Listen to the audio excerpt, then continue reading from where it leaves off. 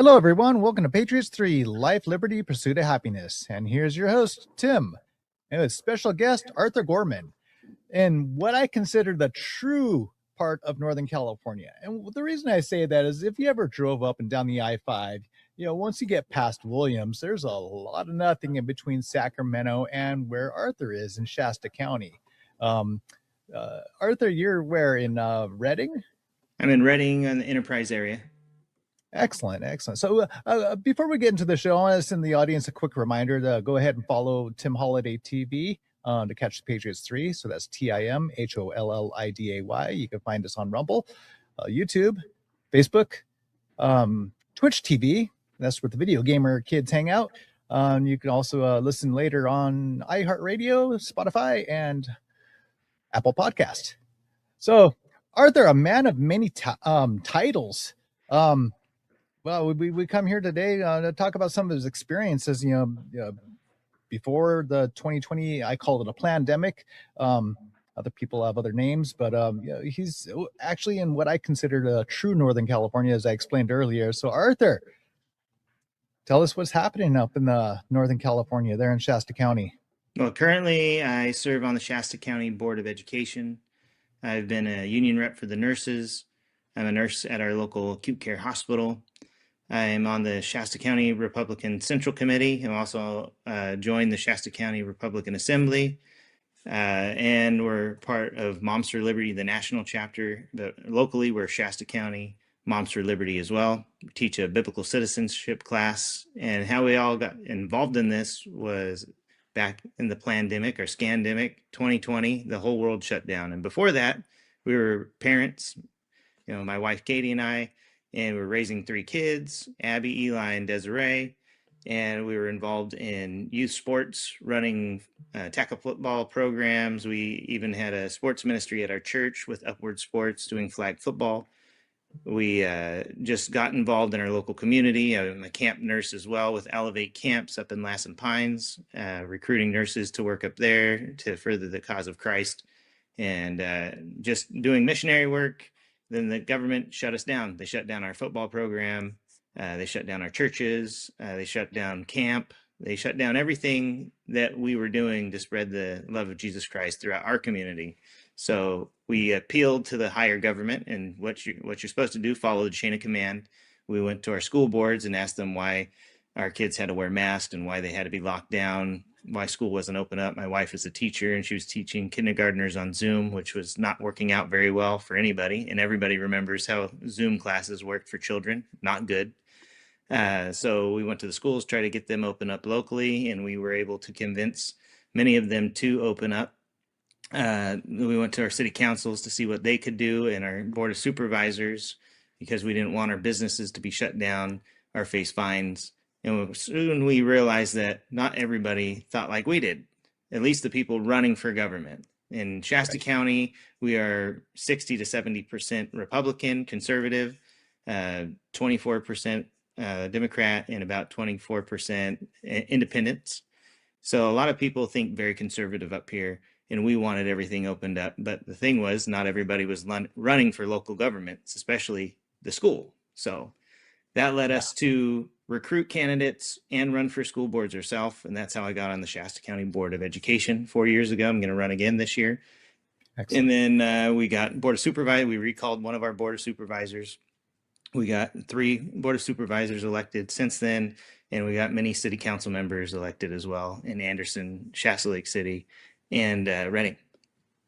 Wow. So what you're telling me is, start out locally and then start growing from there. So you started out with the kids sports, and then this whole crazy pandemic came about, and then that gave you unfortunate opportunity to expand, but yet it is still a calling to do your due diligence and duty.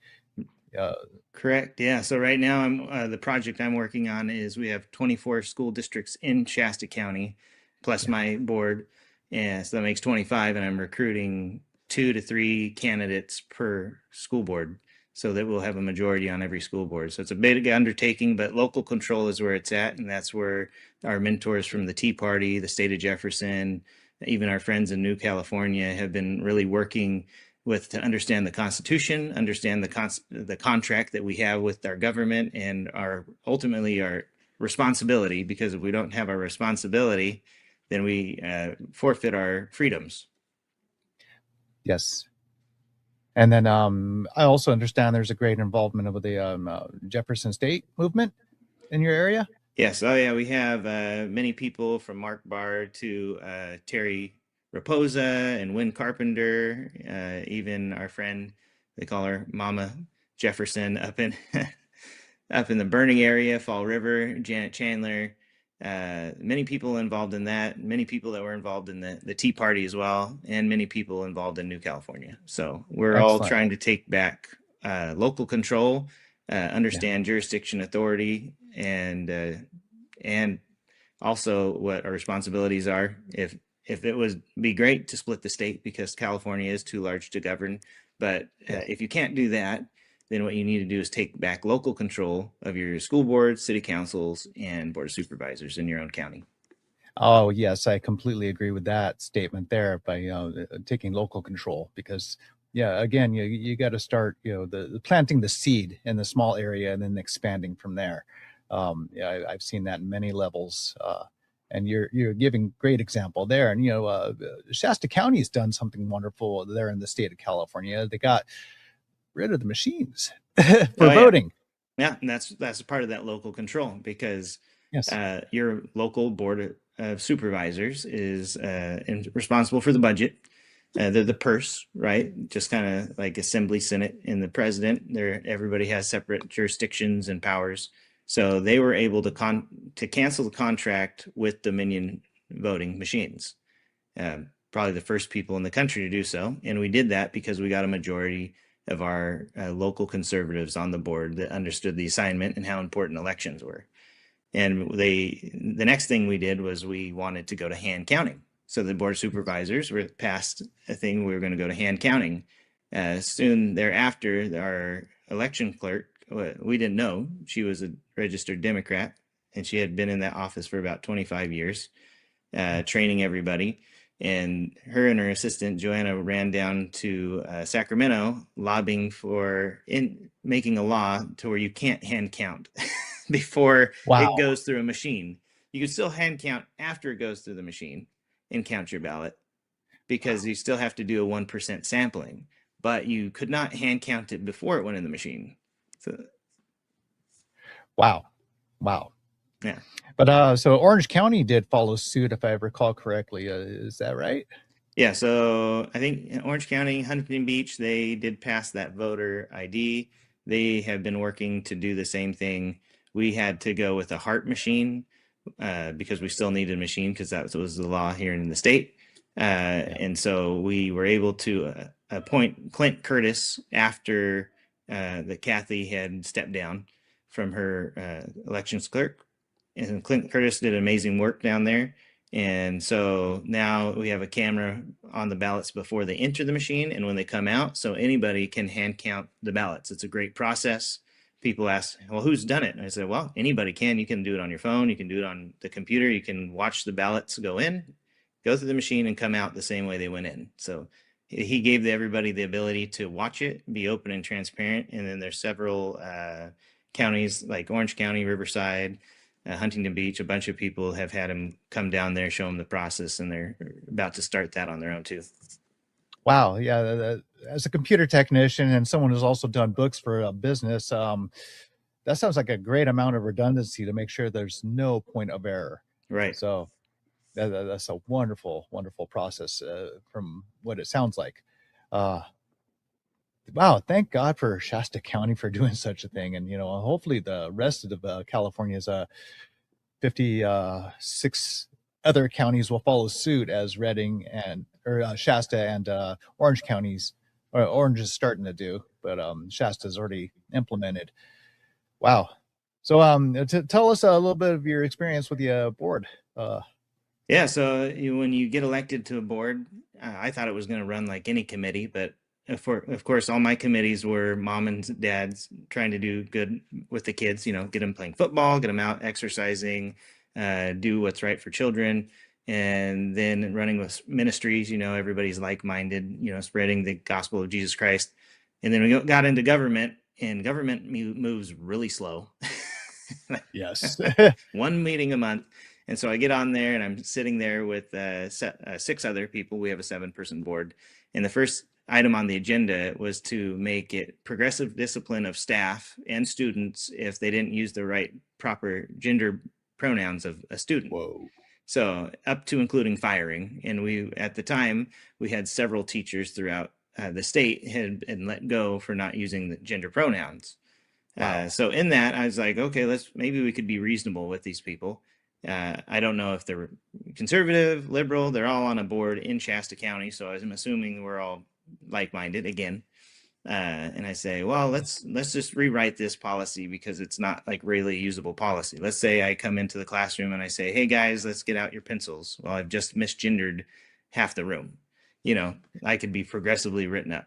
I go out to the playground. I say, hey, boys and girls, get in line. Let's go down to the playground. I've just misgendered someone again, right? So it's not workable. Doesn't meet they were saying that was harassment, which doesn't meet the legal definition of harassment. I said, so let's take it out of the harassment part.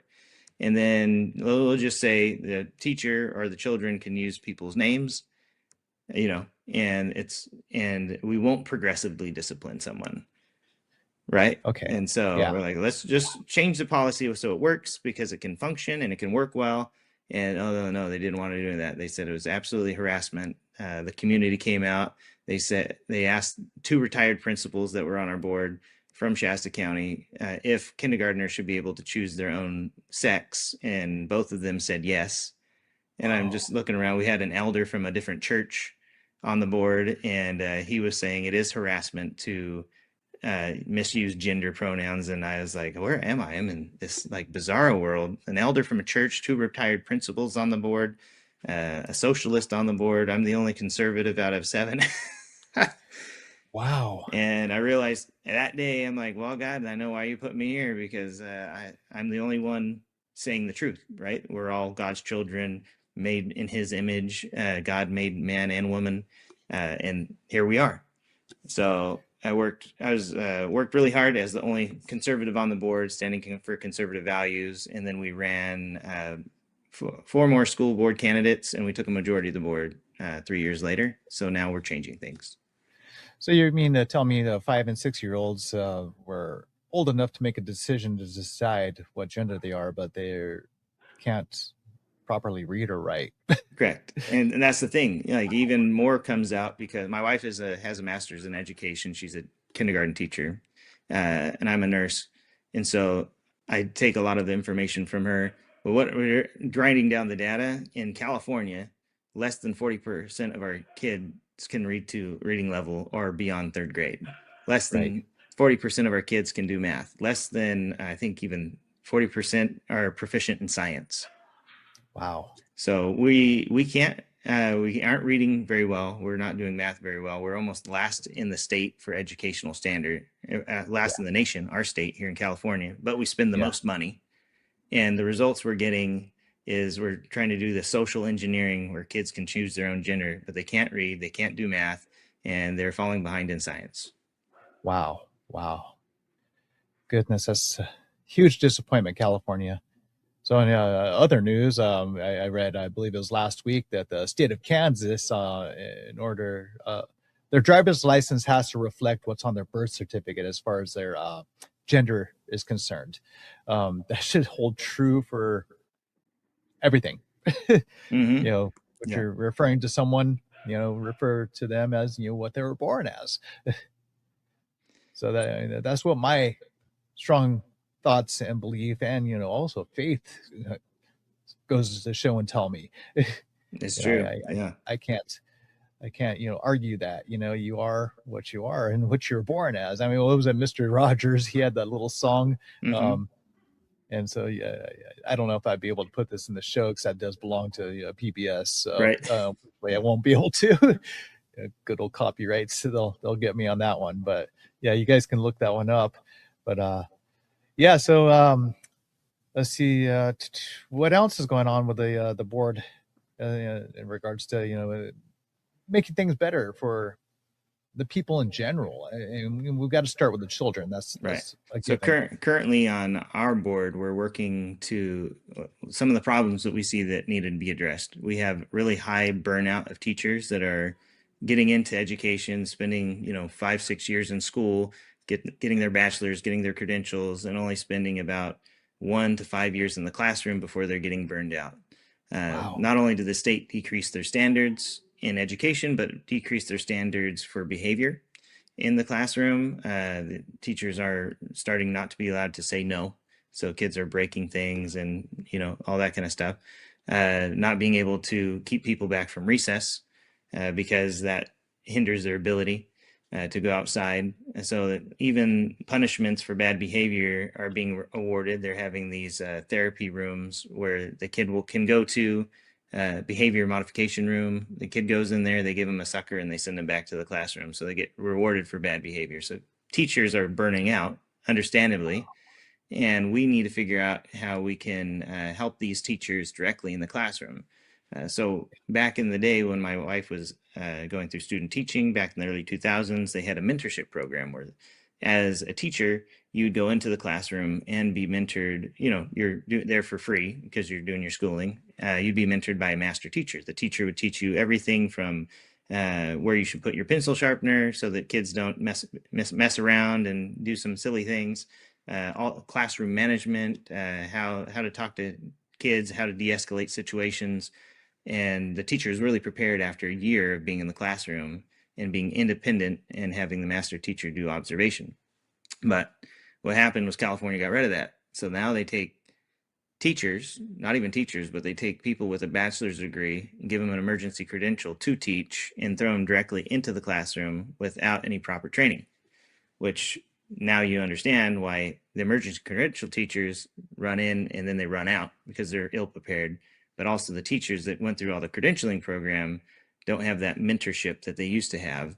And so I'm a nurse. So when I got out of school, I spent about 2 months uh, in my profession under direct observation of another nurse before I was on my own. But I also spent 2 years as a student in the hospitals doing all the work as well, being under direct observation.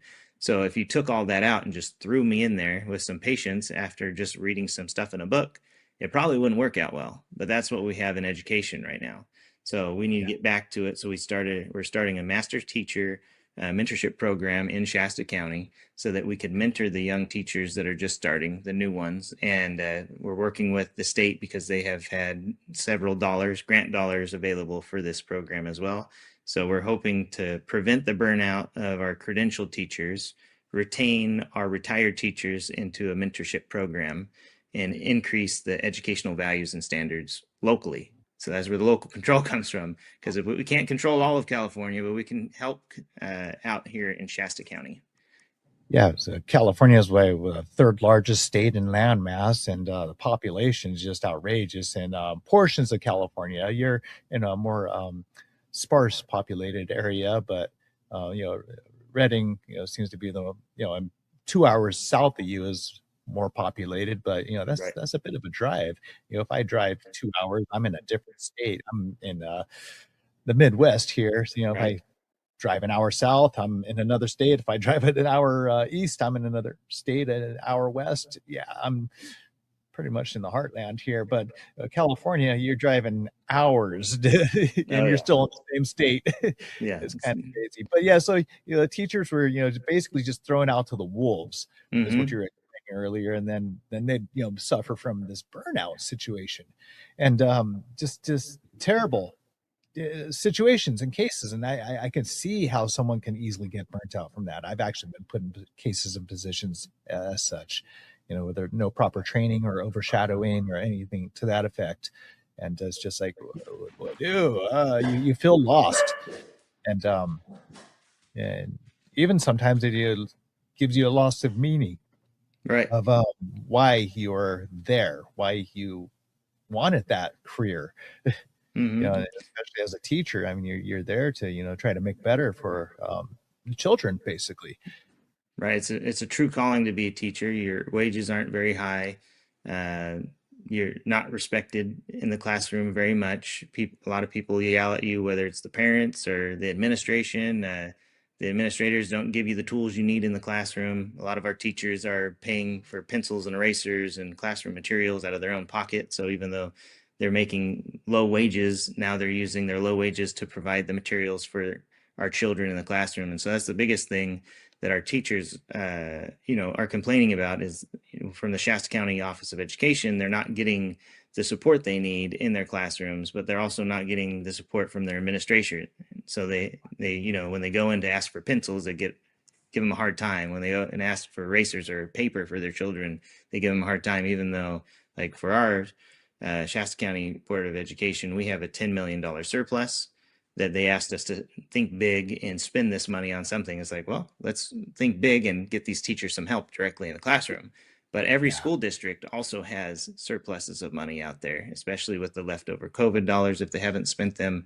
And they have the ability to provide direct services to the children in the classroom and those teachers. So we're hoping that if this information gets out, that more school board members will get into the classrooms with their teachers, see what their needs are, and prevent the burnout, but also increase the education standards of their children.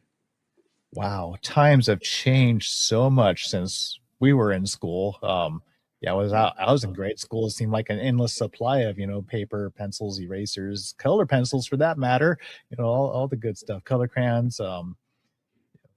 There wasn't the endless supply of clay. I remember Right. that, but I mean, my buddy Esteban could contest to that. Yeah, Mm-hmm. unfortunately he got pink eye, and I went ahead and basically broke mine in half and gave him half of mine. I Yeah. remember that. Kindergarten, sharing. Yeah. Sharing is But caring. yes, I mean, they don't even have half the things to teach the sharing now. It seems, Mm-hmm. wow, just the kids are just it's almost a completely different world with what's being able to provide to them. And what seemed natural to us is no longer there. Wow. Yeah, times have changed, that's for sure. So let's see here. You're a nurse. So tell us some of your experiences there in your area when it Yeah. came to healthcare. Yeah, healthcare. I grew up in this rural area. My dad had some illnesses. I got into nursing, helping him out with his chronic diseases, diabetes, high blood pressure, kidney disease, all that kind of stuff. So my grandma was a juicer from before juicing was cool. So we were always on the crunchier side as far as like chiropractics, herbal medicine, that kind of stuff. So getting into nursing, before that, I was a massage therapist. I worked in a chiropractor's office. I was going to school for physical therapy, learned all about the human body and how the body works. But here in Shasta County, we service the 13 surrounding counties. So if you live on the East Coast or somewhere else, imagine we service counties that are 2 hours to the north, 2 hours to the south, 2 hours to the east, and 2 hours to the west. So we Yeah. service a large land mass of people because in Shasta County, we are the only trauma center in those 13 counties. So if you need bones that need fixed, we're the only stroke center. If you have a stroke, heart attack, all that kind of stuff, you end up coming to Shasta County. We have two good hospitals, amazing people that work there. I work at one of them, and so we really take care of our community here in Shasta County. We have about 200,000 people, but in the surrounding counties, there's probably less than a million people, but some of them are smaller, of course. So we do a lot for those counties, Yes. right? We're like one of the only places that you can birth a baby in town. There's one in Mount Shasta, which is an hour and a half to the north and an hour a different direction. So anybody within an hour of Shasta County has to come to Shasta County to deliver a baby. Wow, that's a journey. Yeah. Goodness. So we have a lot of amazing midwives here in Shasta County that help out as well.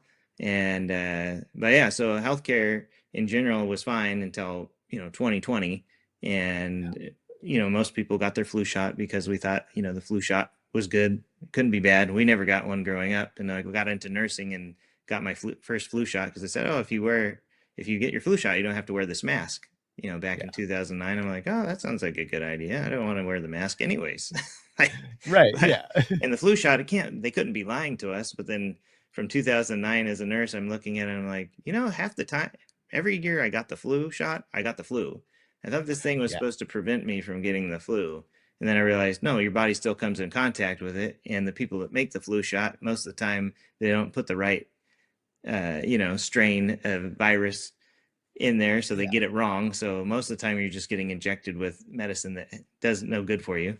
Right. Right. And, Well, I wouldn't even call it medicine. It's a guessing game as uh-huh. far as what strand prediction of what strand is going to be coming out at Mm-hmm. that season, Yeah. and it's a very poor prediction for that matter. Right. And by the time it gets to you, the strand might have changed. So, Oh, and a quick right. disclaimer: I'm not a medical professional. I'm not a doctor. I'm Yeah. not here to give medical advice. So just to keep things on Yeah. the clear, we're not here to give medical advice. Yeah. But yeah, Just an I did opinion. have a couple of the flu the vaccines. My last one was in 2014, and it was Mm-hmm. like Montezuma's Revenge Plus. Yeah, I Yeah. was sitting down on the throne, and yeah, with a bucket in my face. It was Right. the worst experience. I've never had a flu shot Yeah. since, and in fact, I've never had a vaccine since. Yeah. That's why it It was was really important here in Shasta County when we got a board majority on our supervisors. They're also responsible for hiring and firing the healthcare officer.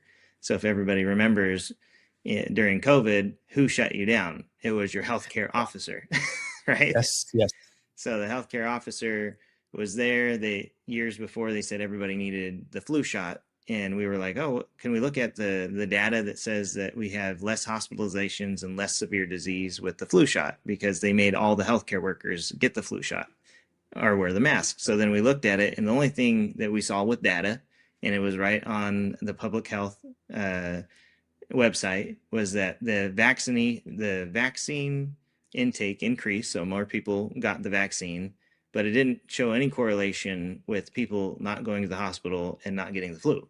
So the same amount of wow, people went to the hospital, the same amount of people got the flu. The only difference was the amount of people that got the vaccine. So we're like, wow. wait, so we're giving young, healthy people the vaccine and they're still getting the flu, but they're not going to the hospital. But even without the vaccine, they weren't going to the hospital and they were still getting the flu. So why Make get it. the vaccine if the data didn't change? Yeah, I was Right? going to say, make it make sense. It Yeah. doesn't make sense. So our local Oh, uh, public health officer, we got a new one of those because we got a new board of majority. And yeah, because he looked at the data and he's like, oh, let's take away the mask ordinance so that healthcare workers don't have to wear a mask if they don't get the flu shot, which he did. He yeah. took away the ordinance, and then just like big pharma and big corporations, the corporation said, well, it's still our policy. So if you don't get the flu, it's still our policy that you have to wear a mask. Wow. Okay. Wow. Right? Wow. But you can But I change mean, okay, things. so to my understanding, wearing the mask, you're only supposed to wear it for what, an hour and a half, and then you got to change out your mask to a new one. Yeah, yeah. Is that correct? Yeah, you'd have to look at the manufacturing guidelines, but most of them, you're only using it for one episode. So you're going to go visit a patient, and they have the flu, and so you would Yeah. put that on, and you'd go in because they might cough in your face or something, right? And Yeah. then it's a shield. It doesn't prevent everything from getting in, but if they spit on you or you get something on, then you can prevent that spit from going that way. But there's still aerosolization.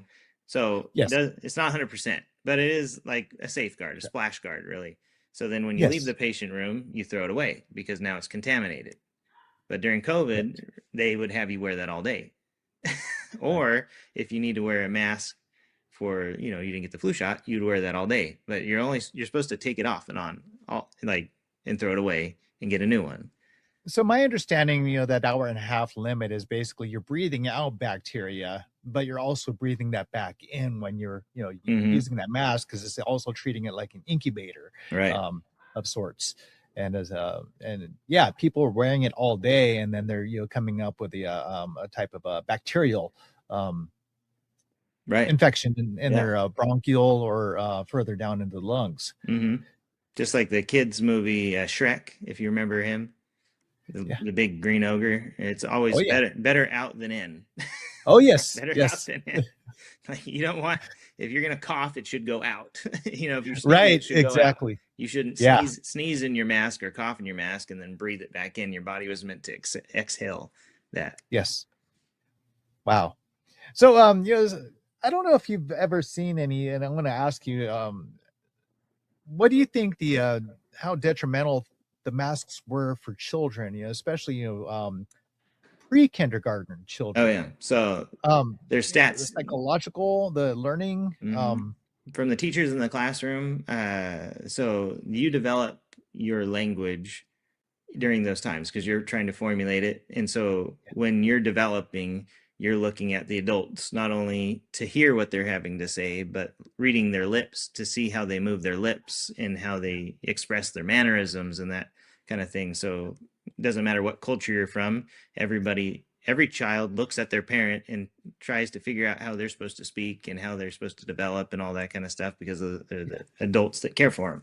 Yeah. And the teachers really noticed that in the classroom, and they could measure that data because they had to increase referrals to the speech pathology in the school.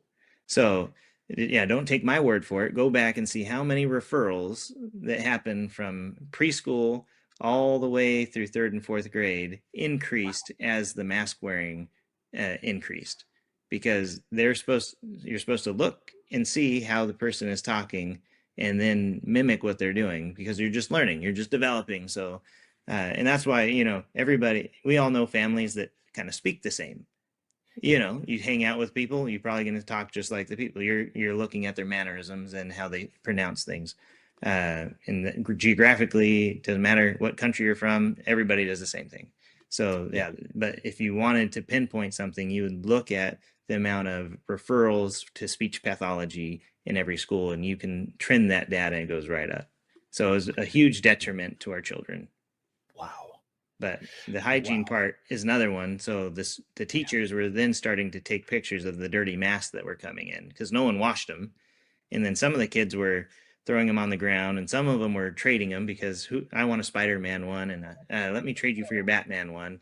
So now you're trading and swapping masks. You're throwing them on the ground. You're picking them up. You're putting them back on. There were kids swirling their masks in the toilet, and because it was fun, and then still putting them back on. You know, all sorts of dirty, disgusting things. That Yeah. you wouldn't.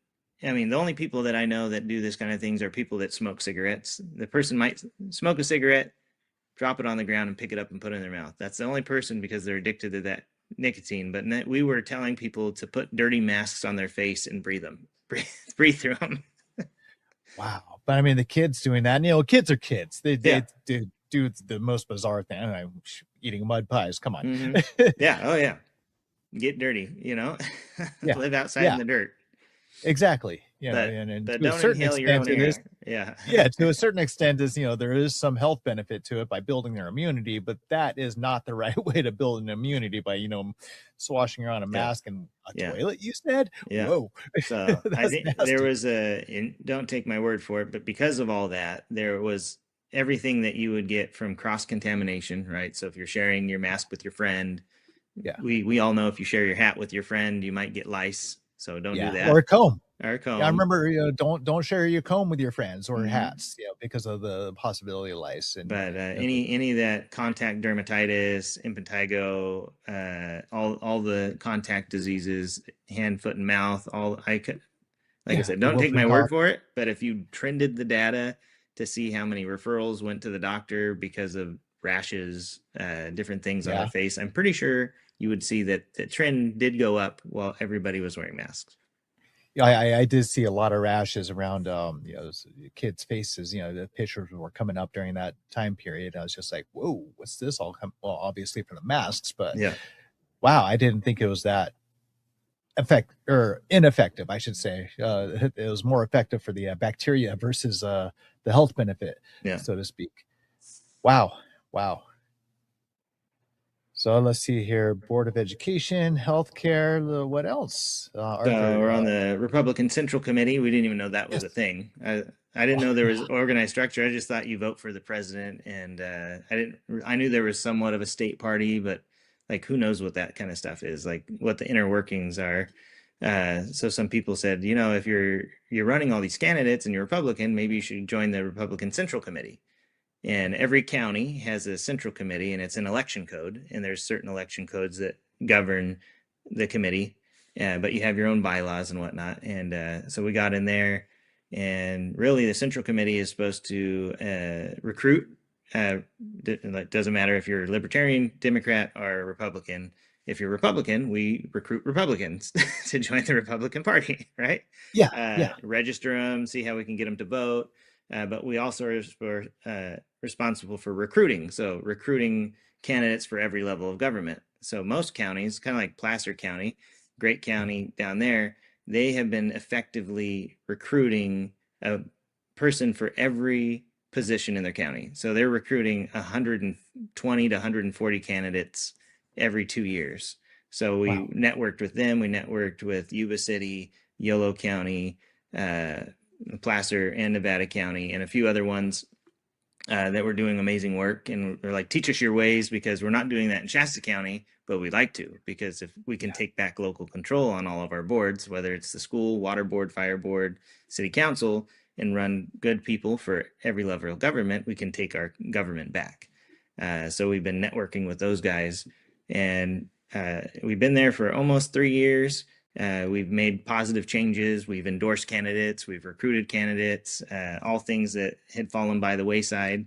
But now we got a good majority of people on there that are, doing the right things and for the right reasons, and endorsing and supporting candidates. And it's actually a breath of fresh air. So I know it wasn't always that way, but I wasn't on the board. And so lots of people would go around calling people rhinos and different things. Told us, you betrayed us, all this kind of stuff. And I was like, oh, I wasn't here for any of that. So, but what we're doing is we're moving forward. Like we're taking the same things that where people are winning throughout. We've networked with LA County with David Hernandez down there.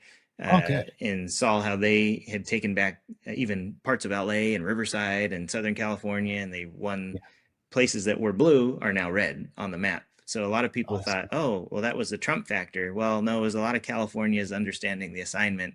Not Trump is a good candidate because he inspires people to get out and vote, but it took boots on the ground, the grassroots guys, to like get out there, beat the street, knock on doors, understand that our school boards are important. And so we have an army of school board candidates running, carrying paper for the city councils, the supervisors, and even Assembly, Senate, and Congress races. And so what Placer data, I love data, Placer County did is because they run that many candidates and everybody carries like door hangers and palm cards for up ballot, they were able to increase Doug LaMalfa's vote by 3%. Oh, wow. That's great. So the congressmen increased their 3% because a county decided that school boards were important. And 3% can mean either, breaking a 50-50 or, even more than that, depending on the population in your area. And I remember Don Dix down in Riverside County, he had what was called the neighbor to neighbor program, and precinct captains. Right. And that's a popular term used as precinct captains, and then just delegate, and that does help out a great amount of getting things spread out. Right, because you got to get the information out.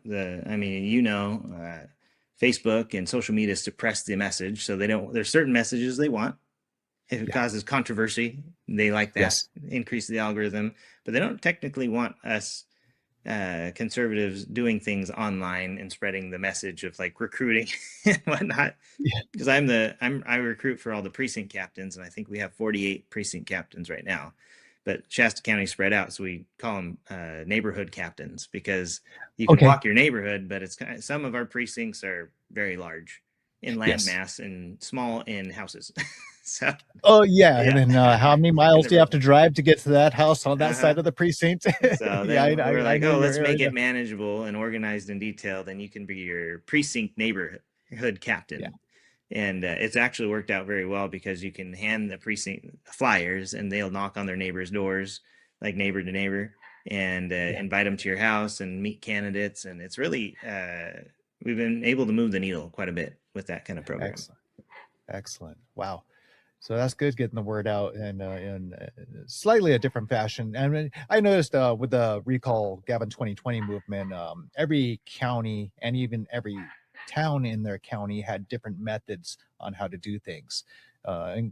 Especially when it came to gathering signatures. Some areas were a little bit more friendly, some of them were not.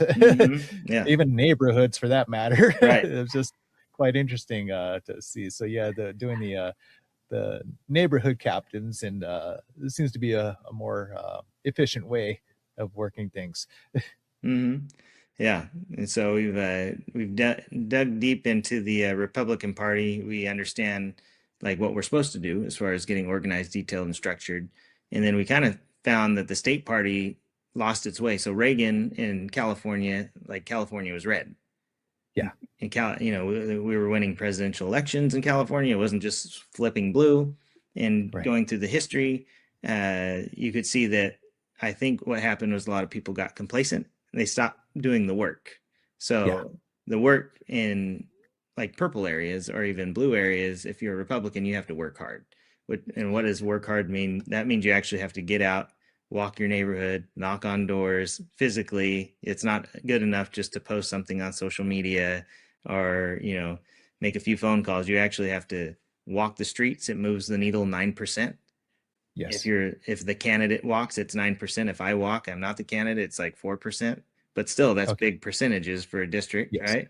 If you Right. make phone calls, it's 3%. Text messaging is 3%. Mailing is even lower at like 1%. So, like, if you're not doing all the things that you're supposed to do, you get the Yeah. results of what you don't want. Right. and Yeah. and Yeah. the state party hasn't really been training this, but at the grassroots level, they've had to pick this back up, the baton that has been dropped a long time ago. And I think, and don't, and hopefully I'm right, is down in LA, you're going to see even more turn reds in the South because Oh wow. Yeah. they're doing the Hispanic Club of LA is doing amazing work down there. And how you can tell is that they've won assembly, Senate, and congressional races in a blue area. Yeah, Dave Hernandez's group, the Hispanic Republican Club of Los Angeles, a fantastic job and fantastic leader for that matter. Oh Dave yeah. is great. So yeah, we're just trying to get as much information and education and mentorship from all these guys that are doing amazing work and using that in our local elections because that's where it matters the most, and then helping the up ballot. That's good. That's good. Wow. So, any advice to give Californians out there? Still give Yeah. California some hope. So don't run away. Stop running away. We need your votes, and we need you to get involved. And every time you think, oh, this, the California is going down the drain, there's nothing we can do. The Bible says everything is going to be horrible, and it's doom and gloom in the end days. I'm like, well, it's not the end days yet, and God didn't tell you to roll over and give up. He said, have courage and have faith and do what's right. And so, what is right is getting good people elected, like Moses appointed the judges. You are to vote, and you're supposed to vote for good people. And if you're a Bible believing Christian, you're supposed to vote your values and get people that believe in those same values elected. So you have to actively get off the couch. I could easily just work 60 hours a week and make a bunch of money and then just go to sports teams and not care anything about politics. But look where it got us in 2020. And so Yeah. a common quote that we all say is, we're never going back. We're never going back Yeah. to having people that have authority and jurisdiction over us that don't understand the assignment. So you want those local elected officials to read the agenda, understand the assignment. So you have to actually get involved, whether you run for a school board, which I encourage everybody to run for school boards because that's where we can protect the most vulnerable and get common sense values back into our communities and change generations. But we need to also run for city council and board of supervisor and support those people that do, because it's really hard. People come out and say all sorts of horrible things about them that aren't true, but we know it's true, and we need to support, endorse, and run for office. Well, saying I said quite a few times is the more you know, the more you get involved, and the more you get involved, the more you know. So it's a win-win situation. So definitely get out there, make things happen.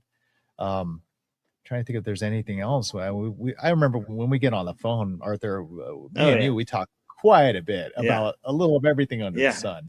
Yeah, there's a million conversation. Well, we should continue the conversation at another time. We can hit a bunch of topics. There's so much to talk about. There's a lot of hope that's coming through so many candidates that are running right now, and things that are Oh, going on the federal government you level. mentioned the name Curtis. So Tell me a Clint little bit Curtis. more. So Clint Clint Curtis. Curtis, he is our appointed county clerk right now. He's Yes. running for the county clerk position this June. In the June primary, there's only two candidates. Whoever wins, it doesn't go on to the general.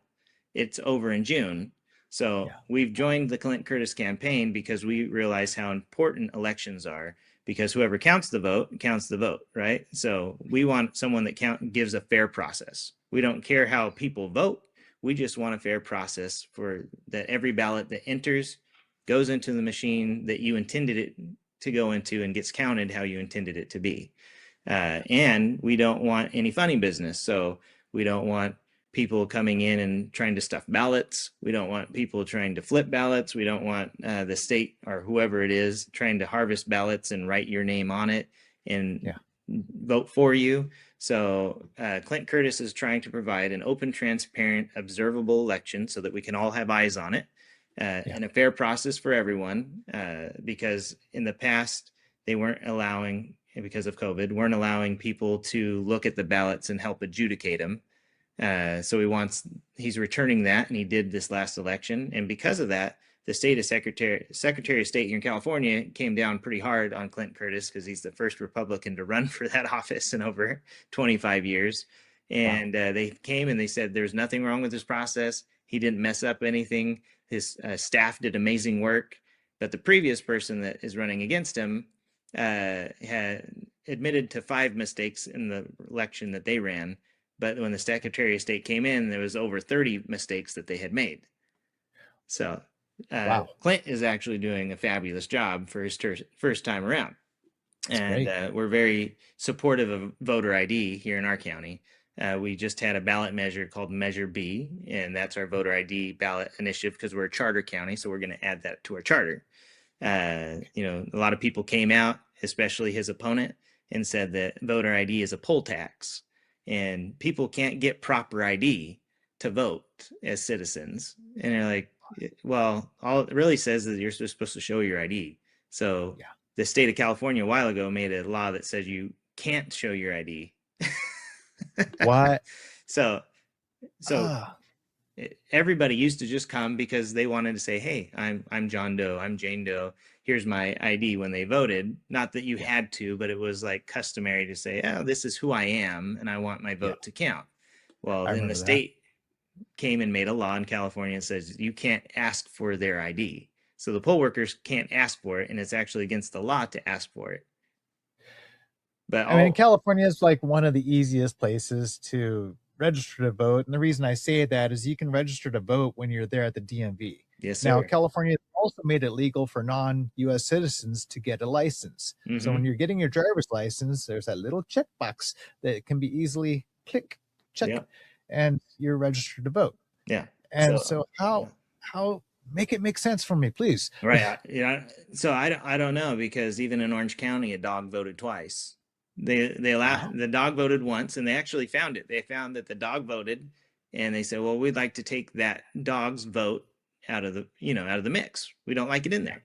And they said they can't do it. They can't get the dog's vote. Well, then the dog voted again. The second time the dog voted, they were able to remove the vote. But how is the dog voting? Because the dog can't go to the DMV and register. So someone somewhere registered the dog to vote. I've seen a similar situation in Santa Cruz County. And I still have a video somewhere on one of my devices. I'm just like, really? Yeah. So another thing that we're working on is because a lot of people say we want clean voter rolls. So what is the voter roll? Voter roll is just a list of everybody that can vote in your county. They're citizens. They've registered to vote. They want to vote. And part of the jurisdiction and responsibility of every county clerk is to go through the voter rolls. And so if I move out of the county, then they take my name off. If I pass away, they take my name off. If I move supervisor districts, then they move me to that location so that I only get a ballot at that location. If I go to college and move away, that I don't get a ballot anymore. But Right. here locally, in several people, they still get ballots for their kids that moved away a long time. They're not in college, and they still get those Right. ballots. They have dead relatives, they still get that ballot. So they go Well, I down. remember a friend of mine who lived in Santa Cruz County moved out to Pennsylvania, the state of Pennsylvania, and was still receiving ballots for the state of California. Oh yeah. So And it's like, how? yeah. So I'll tell you how. So even though the workers are doing an amazing job at the counties, and even though Yeah. their county clerks are taking the names off the voter rolls, the Secretary of State in California doesn't care. So they just upload the last one, and then they send Okay. the mail out ballots. So Wow. I take big offense to it because I'm like, you just told a lot of people to do a bunch of work all year long because we vote every 2 years. So they're busting their butt doing what's lawful. And at the end of the year, you say, I don't care what you did all year, all that work you did, all the things you provided. And I'm just going to upload the last one and then send everybody a ballot. Wow. Yeah. Wow. So that to me, I'm like, you don't care about your workers if you're the Secretary of State and you keep on doing that. And the politicians don't care about the voters because you wouldn't have made a ton of people in 50 plus counties do a bunch of work, you know? And then Yeah. you have all these ballots hanging out there. And so if you have ballots that nobody wanted and people are filling them out, there could be a lot of cheating. And so in these I think it was in Southern California, I forget what county, but they said that they had over 40,000 ballots that got counted that shouldn't have. Wow. And then in Shasta County, they were counting everything back and they were talking about how there was probably 2,000 ballots more than there were voters. Whoa. So it's like, how is this happening? And the only way it can happen is if you don't follow the rules you put in place. If Right. you followed the rules and took everybody off those voter rolls like they're supposed to already by law, and only people that were registered to vote that live in their location got a ballot, you wouldn't have any of that funny business. But the Secretary of State in the state of California doesn't care because they're getting the results that they want. It doesn't matter if you were in a Republican controlled area or a Democrat controlled area, you're not getting the result you want because other ballots are ending up in the shuffle, right? So, and here's another thing about, so I take my friend Jeff to vote a few years ago, Okay. and he didn't have his mail-in ballot. He's like, I never got one. He goes to the polling place. They say, oh, Jeff, you already voted. He said, well, I never did, so I don't know because I've never got my ballot. So unless someone took my ballot and turned it in for me and filled it out, I've never voted. So it took several hours. Then they gave him a provisional ballot. So he fills it out, he puts it in. And I said, well, I went down to the elections office and said, how's that supposed to work? Now you have two ballots in there. And so Jeff got to vote twice. And they said, oh no, it'll all work out in the wash. I'm like, what wash? I'm like, this is like, you say there's no a barcode that tells you what ballot is Jeff's. So there must be some identifying thing that says that's Jeff's ballot. So the next election, the Secretary of State comes up. They were observing the thing. So I tell them about Jeff's situation. I said, so tell me about this. Like how I have two ballots in there. Both of them, you say only one of them counts. Which one counts? The Secretary says, the first one that gets in. So I said, you could technically, because Jeff doesn't vote in every election. I said, so what you're telling me is that if you went and harvested a bunch of ballots, filled them out for people and sent them in, and as long as the signature matched their verification process, all the ones that got put in first are the ones that get counted. And the people that show up later that, like Jeff, and get a provisional ballot and put it in, those ones don't count. Yes. Wow. So I'm like, you're just making it to where people aren't trusting elections. So with Clinton Curtis's campaign for county clerk at 2026, that's what we're trying to do. We want elections that everybody can trust and observe and see.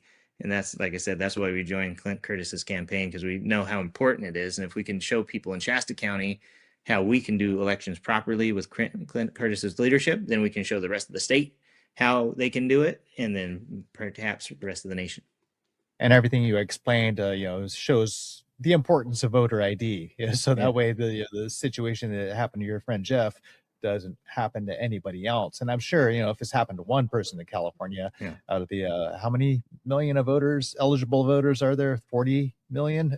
No, I mean it's ridiculous. I know that statistically there's somewhere around 7 million registered Democrats, 4 or 5 million registered Republicans, and about 4 or 5 million registered Independents, Okay, plus the other so ones.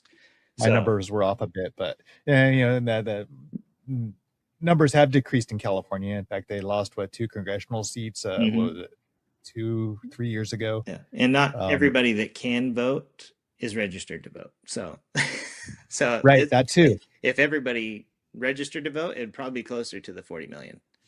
Yeah. Wow. So I remember what we got, 23.